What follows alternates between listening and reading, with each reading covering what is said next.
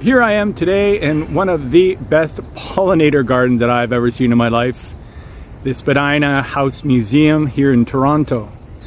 And in today's video, we're going to be talking about pollinator gardens and what kind of flowers you want to put in your garden, different kinds of pollinators that you want to attract to your garden, depending on where you live, to pollinate your crops.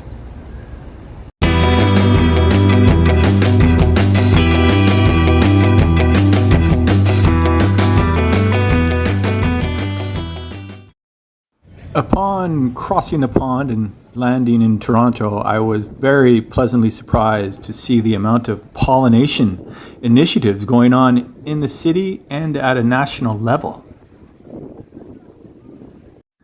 Okay, let's start with just a little Pollinator 101. What is pollination anyway? Well, the simple explanation is it's the transfer of pollen from the male part of the flower to the female part of the flower. And why does this happen? Well, to produce fruits, seeds, and young plants. Two types of pollination. We have self-pollination and cross-pollination. So self-pollination would be a plant that's able to pollinate itself. And cross-pollination is when pollination takes place.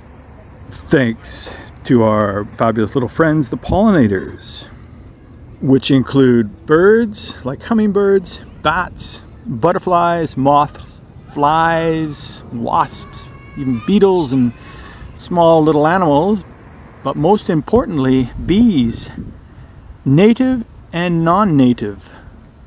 Turns out that Canada is home to about 800 species of bee in Canada, not just your superhero honeybee. The story goes that the European honeybee was obviously imported from Europe as you can look at it like an agricultural tool, not only to make honey, but for pollinating, because it is one of the best pollinators on the planet. Why? Well, that brings us to pollen and nectar.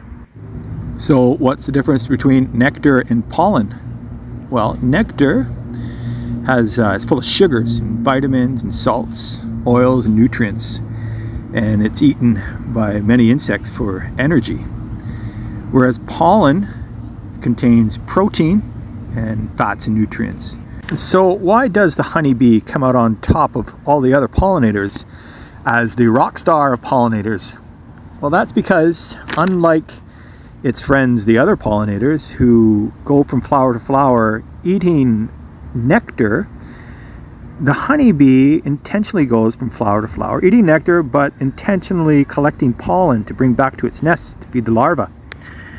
So they are going out of their way to get that pollen onto their pollen pants. The other pollinators transfer pollen, but inadvertently. So if you ever have somebody ask you, so what's the big deal with the pollinators?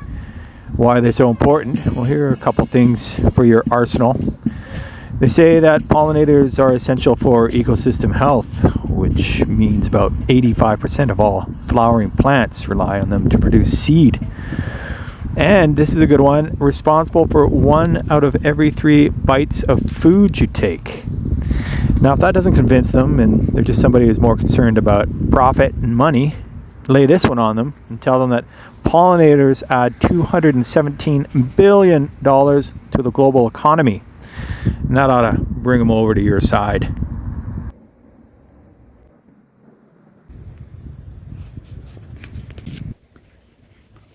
So why the decline in pollinators?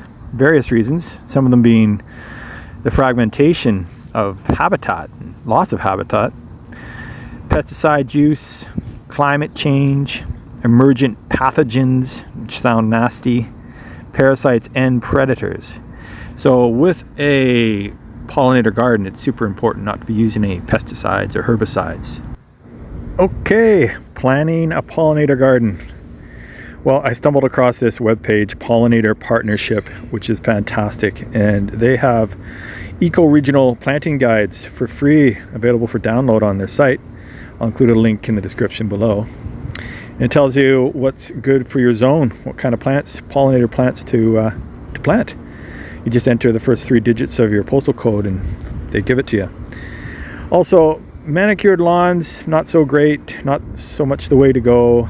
You need to give them some habitat, places to live, and you don't want to be using pesticides. So keep a good mix of flowers going in your pollinator garden. No, you're going to try for a succession of blooms. You don't want everything happening in one part of the summer. Try to keep flowers blooming from spring to fall. Don't keep it too clean. Provide some habitat for those pollinators, and avoid lawn and garden chemicals. Use a rake. Drop the leaf blower, and if you really get into it, try making one of these little bee habitats, which are great for bees to raise their young. If there were ever any doubt about how into it the Torontonians are, I stumbled across this neighborhood where every garage door is painted with a butterfly pollinator, and this is due in part to a national initiative by the David Suzuki Foundation called Butterfly Way, which the Torontonians are taking under their wing and going for it. All very beautiful works of art, but my favorite is the Pollinator. So, very many different approaches you can take to creating your own pollinator garden. You can be lucky enough to have some place like this where it's been generations of working on pollination gardens, building structures, creating habitat for pollinators, and just really, really beautiful gardens. Or you can do absolutely nothing, like this pollinator garden. Beautiful.